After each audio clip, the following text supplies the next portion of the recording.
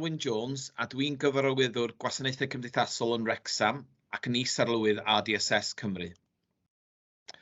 O ran pam nes I ddod I weithio yn y maes iechyd gofal cymdeithasol, wel, mi nes I cychwyn gweithio yn gofal cymdeithasol wedi sawl blwyddyn o weithio yn y maes iechyd.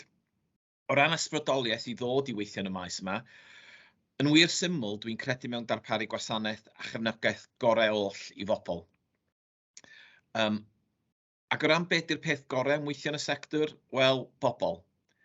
Mae unigolion sydd yn gweithio yn y maes yma yn bobl gyda egwyddorion cadarn ac yn wir gredu yn ei effaith positif ei gwaith wrth gefnogi unigolion a theuluoedd.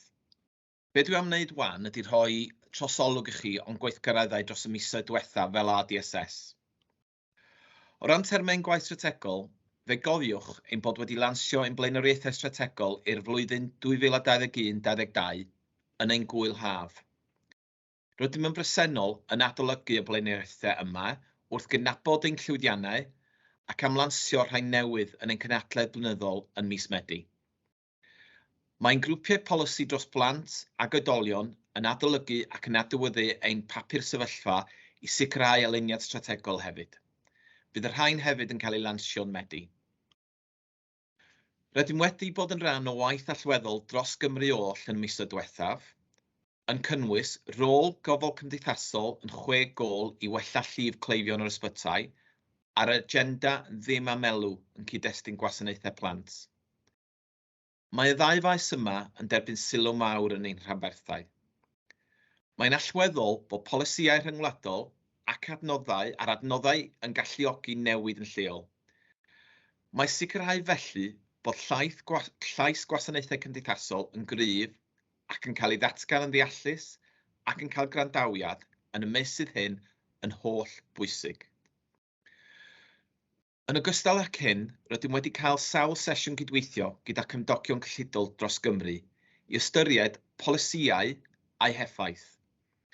Mae hyn wedi sicrhau ein bod yn rhannu negeseuon allweddol ac ymagwedd a persbectif clir ar pha adnoddau sydd ei angen I gael gwasanaethau cynaliadwy i'r dyfodol. Yng nghanol hyn hefyd, mae angen I ni sicrhau gweithlu a marchnad gofal sydd yn sicrhau gwasanaeth o ansawdd da ac sydd yn fforddiadwy i'r dyfodol. Edrychwn ymlaen I rannu y gwaith da yma gyda'r aelodaeth mwy eang yn y Gwanwyn. Deallwn ni oll ar draws wasanaethau plant ac oedolion bod pwysau yn y system yn uchel. Mae y pwysau yma ar bob lefel. Mae yna I arweinwyr ac i'r rhai sydd ar y llinell flaen. Dyna pam ein ffocws heddiw yw ein gweithlu, a beth sydd ei angen I gefnogi y gweithlu hwnnw. Rydym yn dymuno sicrhau fel sector ein bod yn gwneud bopeth I alluogi gweithlu sydd gyda gwydnwch a'r gallu I gefnogi unigolion mwyaf bregus yn ein cymunedau.